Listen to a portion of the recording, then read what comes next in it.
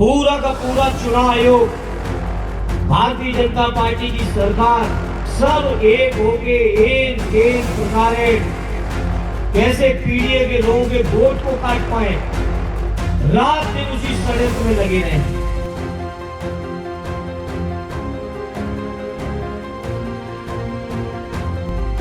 लेकिन जब संघर्ष होता है तो बड़े बड़े षड्यंत्रकारियों का पता नहीं चलता है। ये आजमगढ़ के संगठन के साथियों आपने साबित कर दिया। एक हफ्ते का संघर्ष हो रहा है मेरे साथियों। सदैव नेताजी हम सबको कहते थे, चुनाव के आसपास जब आ जाता है, जब माहौल चुनाव में पार्टी के पक्ष में होता है, तो मैं समझता हूँ कार्यकर्ताओं की सबसे बड़ी जिम्मेदारी होती है कि उस चुनाव में उस वोट को रखाने की। इसी तरह से एसआईआर की इस फसल को आप सबने अपनी मेहनत से पूरी तरह पका लिया है। अब केवल जरूरत इस बात की है कि हमें आपको सबको मिलके रखवाली करनी है कि कोई षड्यंत्र न कर पाए। ये जो बीजेपी के लोग लिफाफे ले लेके घूम रहे थे, कई जगह पकड़ा भी, मीडिया के साथियों ने भी कई जगह बेनकाब किया, कई बीएलओज ने भी खुलेआम बयान देके ये बता दिया कि बीजेपी के लोग किस हद तक बेईमानी करना चाहते थे। हमें और आप सबको सजग रहना है। अभी भी 7 तारीख तक रहना है। फिर जब 10 अप्रैल तक वोटर लिस्ट आएगी तो उस समय भी हमें आपको रहना है। और इसी तरह से हमें आपको जब तक माननीय अखिलेश जी को उत्तर प्रदेश की मुख्यमंत्री पद की शपथ न दिला दे, तब तक हमें और आपको सबको मिलकर सजग रहना है। अभी मऊ के चुनाव में जो पूर्वांचल की सबसे बड़ी हार के गए हों, वो भी आजमगढ़ के लोगों को चुनौती दे रहे। तो मैंने कल अपने मीडिया के साथियों के बीच कहा कि मऊ वालों ने तो पूर्वांचल की सबसे बड़ी हार कराई थी, आजमगढ़ में लड़ोगे तो उत्तर प्रदेश की सबसे बड़ी हार के जाओगे। कि अगर आप लोग कहीं बेईमानी की कोशिश करने की कोशिश करेंगे तो हम समाजवादी लोग किसी भी स्तर का संघर्ष करेंगे, लेकिन आपको छोड़ेंगे नहीं। ये हम विश्वास भरोसा दिलाना चाहते हैं अपने साथियों को।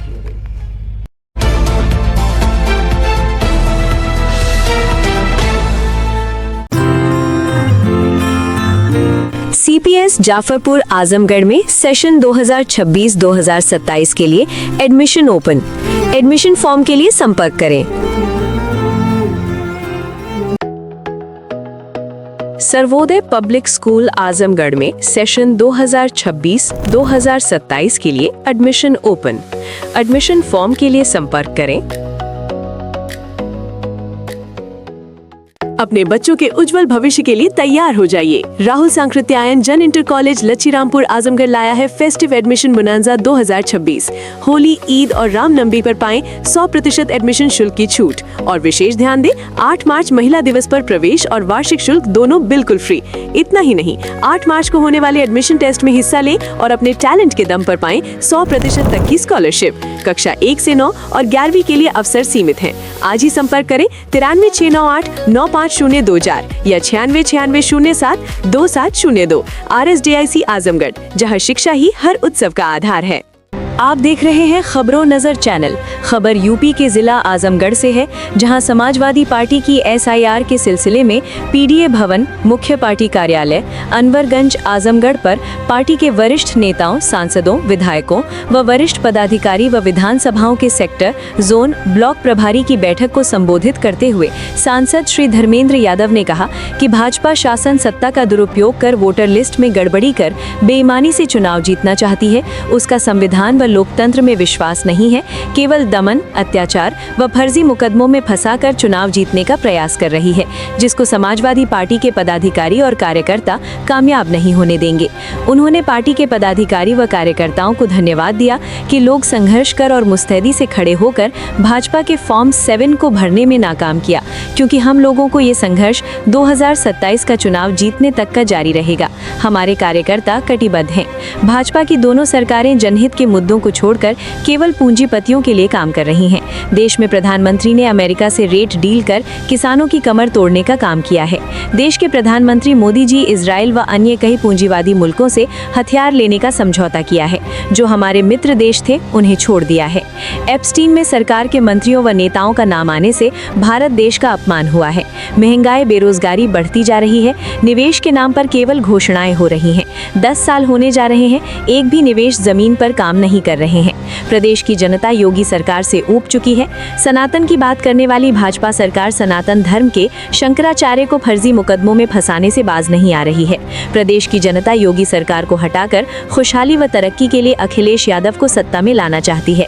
कार्यक्रम की अध्यक्षता समाजवादी पार्टी के जिला अध्यक्ष हवलदार यादव ने किया। कार्यक्रम में एमएलसी व राष्ट्रीय महासचिव बलराम यादव, विधायक व पूर्व मंत्री दुर्गा प्रसाद यादव, सांसद दरोगा प्रसाद सरोज, विधायक आलम बदी आजमी, डॉक्टर संग्राम यादव, अखिलेश यादव, नफीस अहमद, डॉक्टर HN सिंह पटेल, बेचई सरोज, पूजा सरोज, कमलाकांत राजभर, जिला पंचायत अध्यक्ष विजय यादव, इंद्रदेव राम यादव करेली, पूर्व सांसद नंद किशोर यादव, पूर्व मंत्री डॉक्टर रामदुलार राजभर, पूर्व MLC कमला प्रसाद यादव, राकेश कुमार यादव गुड्डू, पूर्व विधायक अभय नारायण पटेल, श्याम बहादुर सिंह यादव, अजीत राव, शिवमूरत यादव, डॉक्टर हरिराम सिंह यादव, हरीश चंद्र यादव, राम आसरे चौहान, राजनारायण यादव, शोभनाथ यादव, जगदीश यादव, डॉक्टर धनराज यादव, नसीमुद्दीन शेख आदि समाजवादी पार्टी के नेता, पदाधिकारी व कार्यकर्ता उपस्थित रहे।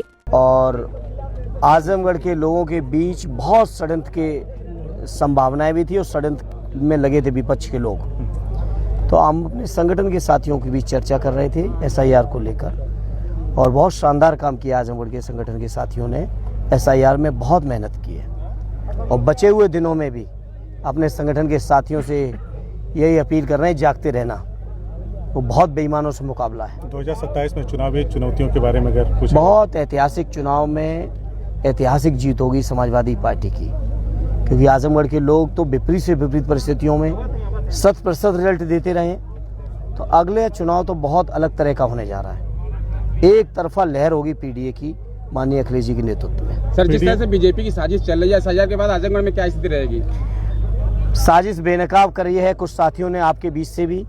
जिन साथियों ने की उनको भी धन्यवाद, और हमारे संगठन के पदाधिकारियों को धन्यवाद, जिन्होंने बीजेपी के बस्ते पकड़े हैं, गांव-गांव बस्ते पकड़े हैं। जो फॉर्म 7 के बस्ते लेके घूम रहे थे, एक ही साइन से, एक ही राइटिंग में, उसको भी पकड़ने का काम किया। और आजमगढ़ के बहुत जागरूक साथी हैं। सर, फॉर्म 7 पकड़ने के बाद कोई कार्रवाई फिर या फिर उसका निराकरण हो गया पूरा? नहीं, आयोग ने एक फैसला जरूर लिया है कि खुद या परिवार का कोई व्यक्ति फॉर्म 7 की अपील कर सकता है, बाकी कोई नहीं। ये जो थोक वाला चल रहा था उस पर आयोग ने रोक जरूर लगाई है, लेकिन ये बीजेपी के लोग षड्यंत्रकारी हैं, इसलिए अपने साथियों को जगाने के लिए और जागते रहने के लिए सब हम लोगों ने कार्यक्रम किया है। सर, आपके पार्टी के एक बड़े विधायक जेल में हैं, उनके पर कोई बात नहीं हो रही है? आदरणीय रमाकांत जी की बात कर रहे हैं आप? निश्चित तौर पे, चाहे आदरणीय रमाकांत जी हों, चाहे आदरणीय आजम साहब हों, चाहे हमारे इरफान सोलंकी साहब रहे हों, हमारे नायद हसन हों, दीपक यादव जी हों, रामेश्वर जी हों, और समाजवादी पार्टी के लगातार लोगों के खिलाफ षड्यंत्र करने का ये बीजेपी के लोग काम करते रहे। लेकिन अब तो हम लोगों ने सब संघर्ष झेल लिए, 9 साल से ज़्यादा हो चुके हैं। अब तो संघर्ष खत्म होने के दिन आ रहे हैं। जनता का आशीर्वाद लेके हम लोग सारे संघर्षों को खत्म करेंगे और उत्तर प्रदेश के अंदर लोकतंत्र की महान परंपराओं की जो सरकार होनी चाहिए वो माननीय अखिलेश जी के नेतृत्व में चलेगी। 27 कैसा होगा सर इस बार? ऐतिहासिक चुनाव होने जा रहा है और ऐसा चुनाव होगा कि बीजेपी का कहीं पता भी नहीं चलेगा। आज यहाँ मौजूद अपने साथियों को क्या जीत का मंत्र दिया है 27 के? निश्चित तौर पे सबसे पहली जिम्मेदारी SIR है, क्योंकि अब बीजेपी के लोग जनता में रीति नीति कार्यक्रमों से चुनाव नहीं जीत सकते। अब बेईमानी और षड्यंत्र का रास्ता पकड़ा है उन्होंने। उस षड्यंत्रों को बेनकाब करते रहेंगे तो निश्चित तौर पे हमारी जीत भी होगी। शंकराचार्य के मुद्दे को लेकर ब्राह्मण नाराज चल रहा है बीजेपी से, उसके लिए क्या कहना चाहेंगे आप? देखिए, स्वामी अग्निमुक्तेश्वरानंद जी जो ज्योति मठ के शंकराचार्य हैं, पूज्य शंकराचार्य हैं, उनका अपमान अक्षम्य है और मुझे उम्मीद है कि उनके श्राप से भी बहुत कुछ होने जा रहा है। शंकराचार्य जी का श्राप लगेगा इस सरकार को, जो मैं समझता हूँ इतनी महान पद पे बैठे, इतनी महान पीठ पर बैठे व्यक्तित्व के ऊपर इतने ओछे लांछन, जिसकी हम लोग कल्पना भी नहीं कर सकते, ऐसे लांछन लगाए हैं। तो ये बेनकाब हो रहे हैं। जो लोग पहले हमारे मुसलमान भाइयों का विरोध करते थे, हमारे पीडीए के लोगों का विरोध करते थे। अब तो देख रहे हैं कि ब्राह्मणों को भी नहीं छोड़ रहे हैं। अब तो सनातन की जो सबसे बड़ी पीठ है उनको भी नहीं छोड़ रहे हैं। तो ये जो घमंड है बीजेपी के लोगों का, ये घमंड इनको चकनाचूर करे। क्या ब्राह्मण 27 में समाजवादी के साथ हो सकता है? बिल्कुल होना चाहिए, बिल्कुल होना चाहिए। शंकराचार्य जी के अपमान को मैं नहीं समझता कि कोई सनातन मानने वाला केवल ब्राह्मण ही की बात क्यों करना। जो सनातन में विश्वास करते हैं वो लोग बर्दाश्त और स्वीकार नहीं करेंगे। आज पूरे जनपद आजमगढ़ के सभी हमारे संगठन के पदाधिकारियों की एक बैठक हम लोगों ने ली, जिसमें एसआईआर की अब तक की प्रगति की भी समीक्षा की और जो बचे हुए दिनों की परिस्थितियां उस पर भी चर्चा की।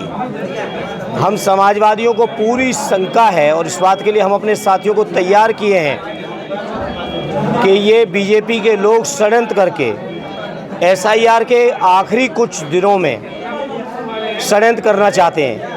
इसलिए जहां मैं अपने आजमगढ़ के संगठन के लोगों के बीच अपनी बात कहा हूं, वहीं आपके माध्यम से जहां तक भी हमारी आवाज़ जा रही है पूरे उत्तर प्रदेश में, अपनी पार्टी के लोगों से कहूँगा कि आखिरी एक हफ्ता जो बचा है इसमें हमें आपको बहुत अलर्ट रहना है, क्योंकि ये बीजेपी के लोग अब जनता में लोकप्रियता खो चुके हैं। अब ये केवल षड्यंत्र करके चुनाव जीतना चाहते हैं, बेईमानी करके चुनाव जीतना चाहते हैं। और अगर एसआईआर की लिस्ट में हम लोगों ने फर्जी वोट बीजेपी के जुड़ने से रोक लिए और अपने साथियों के जायज़ वोट हम लोगों ने लिस्ट में रखवा लिए, डलवा लिए, तो निश्चित तौर पर हमारी चुनाव की बहुत बड़ी सफलता यहीं से शुरू हो जाएगी। सर, बीजेपी डंके की चोट पे कहती है कि ये एड़ी से चोटी एक कर लें, लेकिन ये जीत नहीं सकते हैं। हाँ, हो सकता है कहीं किसी आयोग ने, कुछ अधिकारियों ने उन्हें आश्वासन दिया हो तभी वो डंका बजा रहे हैं। बाकी तो डंका उत्तर प्रदेश की जनता ने उनका बजा ही दिया है, उत्तर प्रदेश की जनता ने बजा ही दिया है। अभी देखिए कल ही फैसला आया है, दिल्ली के पूर्व मुख्यमंत्री अरविंद केजरीवाल जी, उप मुख्यमंत्री सिसोदिया जी और उनके 23 साथियों को माननीय न्यायालय ने निर्दोष साबित किया है। आप सोचो, चुनाव जीतने के लिए उस पूरी पार्टी की जाने कितने लोगों को फंसा दिया था, चुनाव जेल से रह के लड़ना पड़ा। तो ये जो डंका बजा रहे हैं, ये एजेंसियों की दम पर, चुनाव आयोग की दम पर बजा रहे हैं, ये जनता में अब लोकप्रिय नहीं है। विदेश यात्रा पर क्या उससे उत्तर प्रदेश की जनता को कोई फायदा होगा? अब वो गए हैं, पर्यटक बन के अपना पर्यटन करें, लेकिन उत्तर प्रदेश की जनता को ना तो इन्होंने लाखों करोड़ के एमओयू जो साइन किए थे, आज पूछिए वो एमओयू में कितना पैसा ज़मीन पे या योजनाएं ज़मीन पे आई हैं, और न कुछ होने जा रहा है इनकी विदेश यात्राओं से। अब चूँकि उनको विदाई होना तय है, तो इस बीच कुछ प्रोटोकॉल के अंदर उनका पर्यटन कर रहे हैं, करने दीजिए।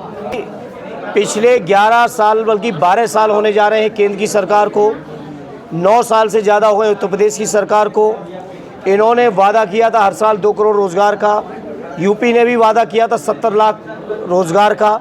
आखिर आप पत्रकार मित्रों सवाल ही नहीं पूछ रहे हो, हिसाब किताब लगाओ कि देश के कितने नौजवानों को रोज़गार मिलना चाहिए था और कितनों को मिल रहा है। अभी आदरणीय बलराम बाबू जी ने अपने भाषण में कहा कि जहां आमदनी दूनी करने की बात की थी बीजेपी के लोगों ने, आमदनी छोड़िए, लागत नहीं निकल रही है। तो ये तो हाल कर दिया पूरे देश का। जहां अभी तक अमेरिका के लिए बाजार बंद थे या एक बड़ा टैरिफ था, तब हमारे किसानों की दुर्दशा थी, तो अब जिस तरह अमेरिका डील हुई है व्यापार की, उसके बाद मैं समझता हूँ हमारे किसानों की हालत बद से बदतर होने जा रही है। और मैं समझता हूँ देश के किसानों को लामबंद होके इस अमेरिकन डील का मजबूती से पुरजोर विरोध करना चाहिए। और जैसे 3 काले कानून वापस हुए थे किसानों के, उसी तरह से ये अमेरिकन डील रद्द होनी चाहिए। क्या इसका आप लोग नेतृत्व करेंगे? हम लोग किसानों के साथ हैं, देश के साथ हैं। कुछ लोग देश को संकट में डाल के किस किस दबाव में समझौता कर रहे हैं, अब ये बातें तो बीजेपी के लोगों से जाके पूछो। सर, कुछ दिन पहले घोसी चीनी मिल पर धरना प्रदर्शन किया गया था सपा पार्टी द्वारा, उसको लेकर क्या आपका? देखिए, हम लोग किसानों, भाई जब किसानों को आप रेट नहीं दे रहे हो, उनकी घटतौली कर रहे हो, पेमेंट कर नहीं रहे हो, समय से पहले मिल बंद करोगे, तो हम समाजवादी लोगों की जो जिम्मेदारी बनती है वो हम लोग कर रहे हैं अपना काम।